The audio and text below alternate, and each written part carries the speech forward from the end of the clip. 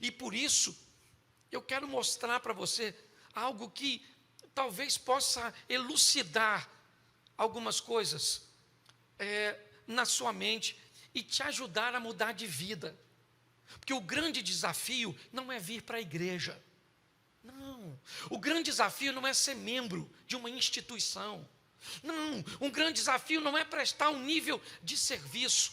Não, o grande desafio é ter um nível de mudança que faça com que outras pessoas sejam alcançadas por aquilo que me alcançou, que sejam atingidas por aquilo que me atingiu. E talvez nós tenhamos aqui hoje um dos maiores obstáculos, que eu confesso a você que até hoje não tinha olhado por essa ótica nesse texto. Coloca para mim, por favor, Marcos, capítulo 5, verso de número 2. Preste atenção. Marcos 5, 2. E saindo ele do barco, lhe saiu logo ao seu encontro dos sepulcros um homem com espírito imundo. Repita comigo: espírito imundo. De novo, espírito imundo. Preste atenção em mim. Primeiro que esse texto, ele é bem complexo, se nós olharmos, por exemplo, o capítulo 4, verso 36. Bota aí, 4:36. Isso, você está no 5:2, volta por 4, isso. E eles, deixando a multidão, o levaram consigo assim como estava no barco, mas havia também com ele outros barquinhos. Preste atenção, Cafarnaum ou Tábita, uma dessas duas cidades. Jesus está envolto numa multidão, ele é popstar. Ele está maximizando o seu alcance de projeção e de expansão da mensagem. O ambiente é propício. Ele está lotado, um cultão. E agora ele entra no barco e vai do outro lado. Capítulo 5, verso 2. Um homem. Preste atenção, não era essa. Eu não faria isso. Você não faria isso. O que você e eu faríamos era deixar esse indivíduo, que não tinha nenhuma expressão, nenhuma posição social, ele não era um Pôncio Pilatos, ele não era um César, ele não era um governador, ele não era um senador, ele não era ninguém. O que eu e você faríamos é pegar o barco de Decápolis e sair de perto desse homem e ir do outro lado, onde tem muita gente para te ouvir, muita gente para te ovacionar, muita gente para reconhecer seu ministério. Jesus deixa esse montão de gente. Seja franco. Se você tivesse a oportunidade de pregar para 20 pessoas ou para 2.000, qual dos dois convites você aceitaria?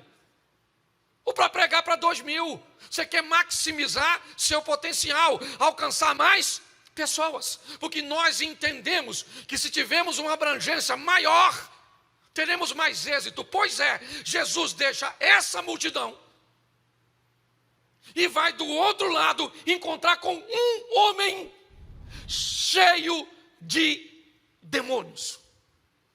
E eu quero falar para você, em nome de Jesus Cristo, louvado seja o Eterno por esse cara estar cheio de demônio. Porque assim que Jesus tirar os demônios desse cara, esse cara vai se tornar alguém extraordinário. E eu aprendo nessa passagem que é muito mais fácil tirar demônio das pessoas e fazer com que elas mudem de vida do que tirar as pessoas de si mesma para fazer com que elas mudem sua história. É muito mais fácil você olhar para alguém e ver uma insanidade, um comportamento incorreto, um poder maligno possuindo tal pessoa. E é isso que acontece aqui. O que as pessoas olham? Um cara nu, morando no cemitério, atacando pessoas. Um nada. É isso que ele é. Ele é Um ninguém. O problema é que Jesus não está olhando para quem Ele é. Jesus está olhando para quem Ele pode ser, se for alcançado pelo poder que Ele tem. Você está entendendo? O que as pessoas falam a seu respeito, o que elas pensam a seu respeito, não é nada diante do que Deus sabe que pode fazer através da sua vida. Mas você sabe qual é o grande problema nosso? É que nós não temos demônio. O que nós temos é ego. O que nós temos é uma postura que faz com que o poder de Deus não consiga se manifestar. Ele não consegue fluir. Ele não consegue se desenvolver.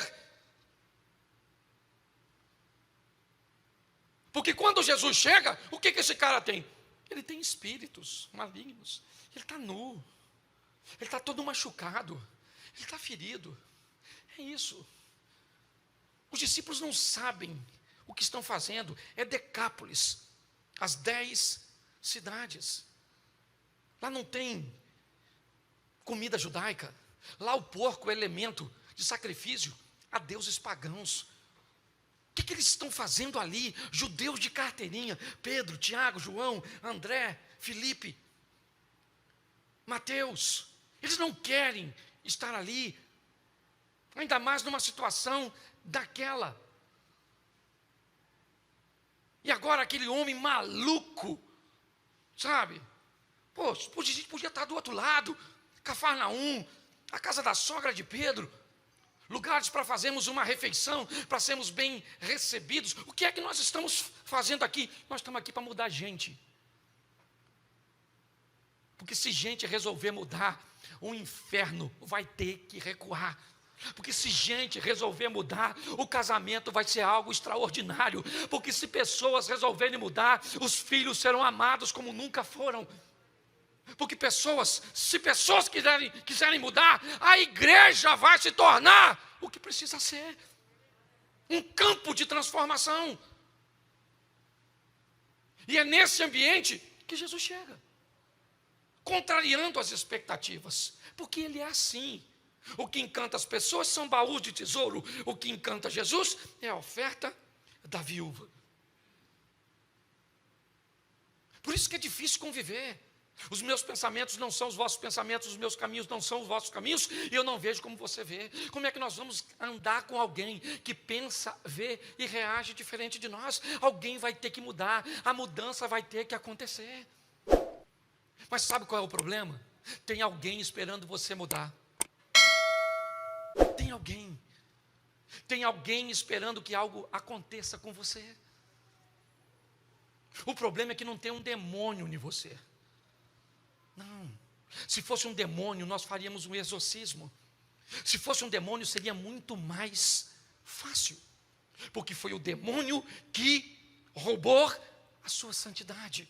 Foi o demônio que roubou a sua vontade de estudar. Foi o demônio que se apoderou da sua vida e agora ele subjugou você. Pois é, se ele for embora, você estava nu e vai se vestir.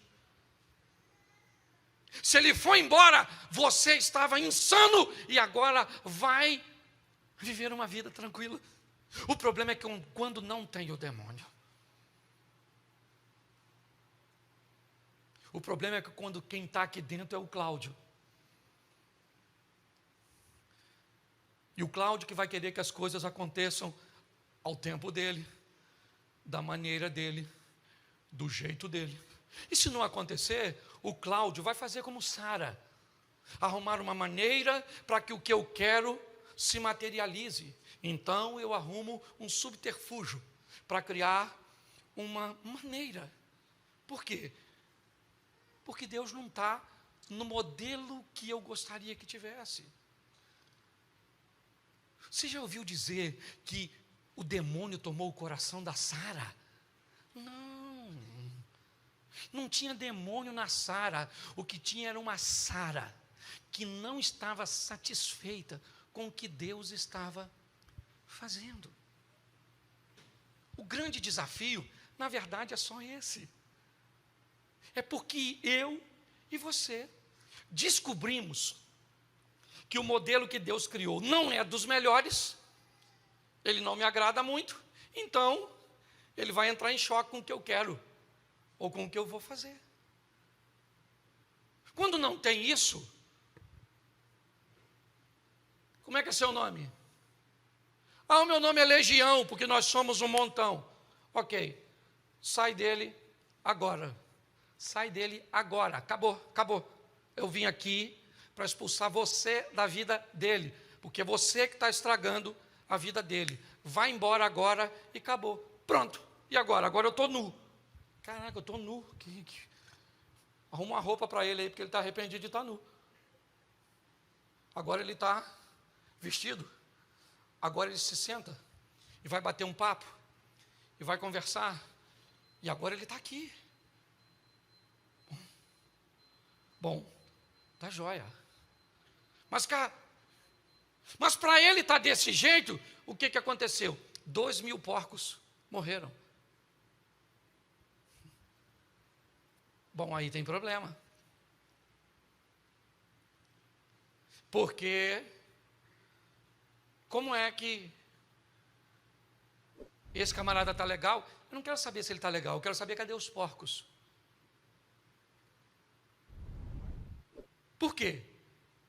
Porque bicho vale mais do que pessoa. Porque planta vale mais do que pessoas.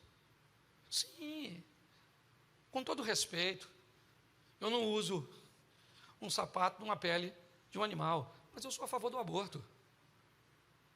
Não tem coerência. Sabe? É quando Jesus cura o paralítico e alguém diz, mas era sábado. Ô, irmão, esquece o sábado. O cara era paralítico e agora o cara está andando. Não, mas não pode porque é sábado. Irmão, tem alguma coisa de errado com você. Tem alguma coisa de errado com você. Você não está entendendo o bem coletivo. 70% dos 10 mandamentos falam do bem coletivo. Tem alguma coisa de errado no sistema. Quando nós olhamos para esse ambiente, o que nós estamos vendo? Um cara sentado, e tem gente preocupada com um porco que morreu afogado. E agora chegou a hora de Jesus ir embora. Ele não vai ficar ali muito tempo.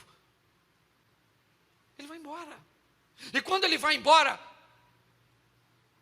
o ex-endemoniado, o outrora endemoniado, o outrora nu, chama Jesus e diz, eu preciso que o Senhor me leve. Eu preciso ir com o Senhor. Não faz sentido eu continuar desse lado. Deixa eu entrar nesse barco e ir contigo. Deixa. Me permita. Jesus disse, não. Você não vai comigo. Porque na minha equipe, eu não tenho ninguém capaz de ficar desse lado. Eu não tenho. Todo mundo que eu tenho aqui é preconceituoso o suficiente para achar que o povo daqui não merece salvação. Então eu vim aqui, enfrentei uma tempestade, a incredulidade dos meus discípulos, a incompreensão do dono dos porcos e todo esse furdunço que está instaurado, porque eu vi em você um potencial que ninguém viu. Porque eu sabia que a única coisa que você tinha era demônio. Mas sem demônio, você conseguiria fazer uma entrega total e não parcial. E não abrir uma concessão. Então, vá para a sua casa, vá para os seus e mostre para eles. Marcos 5:20. Marcos 5, verso 20.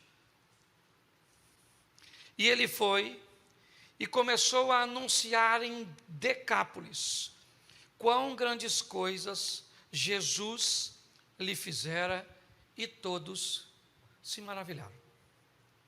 Você sabe por quê? Porque depois dessa ocasião, ele nunca mais andou pelado. Você sabe por quê? Porque depois dessa ocasião, ele nunca mais atacou ninguém. Você sabe por quê?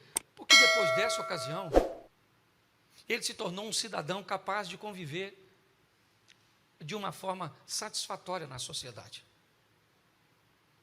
Esse camarada não foi respeitado porque falava língua estranha. Não estou desmerecendo os dons. Eu só estou dizendo que o que fez esse cara impressionar uma cidade pagã foi a mudança que ele conseguiu viver quando o demônio saiu e Jesus entrou. Você sabe, e eu falo isso com muito pesar e me colocando. O grande problema é que nós não temos demônio. O que tem é alguém dentro de nós, cerceando, limitando, estabelecendo fronteiras, dizendo que nível de ocupação é que vai acontecer. Até aqui o senhor pode ir, até aqui o senhor vai, ó, no meu dinheiro o senhor só vai até aqui, no meu temperamento o senhor só vai até aqui, na minha rede social o senhor só vai até aqui, o senhor, aqui eu estabeleço os limites. Eu gosto desse negócio de brincar de igreja, eu gosto de ir lá, eu gosto de ver. E o que que tem nesse cara? Um demônio? Não, o que tem é ele, o que tem é ela. Aí ela vai postar um nude, aí a postura, porque não tem a ver com o demônio, tem a ver com a pessoa, sabe? Judas não tinha um demônio, o que tinha era o Judas, entendeu? Se tivesse um demônio no Judas, era expulsar o demônio e está tudo certo, o traidor ia embora. Mas não era um demônio, era o cara, era o caráter, era a postura, e é isso que nós estamos vendo aqui. O texto diz que ele começa a anunciar em Decápolis. Capítulo 7, verso 31, mais 2 versículos, eu termino. Capítulo 7, verso 31. 2 anos e meio depois desta visita, do capítulo 5, verso 1, chegaram à província dos Gadarenos. 2 anos e meio depois, Jesus volta a Decápolis, Tiro e Sidom, e ele vai pelo mar da Galileia, pelos confins de Decápolis. Ele vai retornar para Decápolis. O que vai acontecer agora, ele vai curar um gago surdo, e ele vai fazer a segunda multiplicação dos pães. E preste atenção nesse texto agora. Onde acontece a primeira multiplicação dos pães? Cafarnaum, sobram 12 cestos, simbolizando o ministério de Jesus, as 12 tribos de Israel. Segunda multiplicação dos pães acontece aqui, Decápolis, 7 cestos vão sobrar, e preste atenção no capítulo 8, verso 9. 8, 9.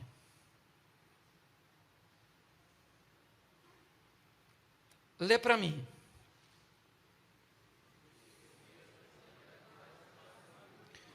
Os que comeram eram quase. Tá.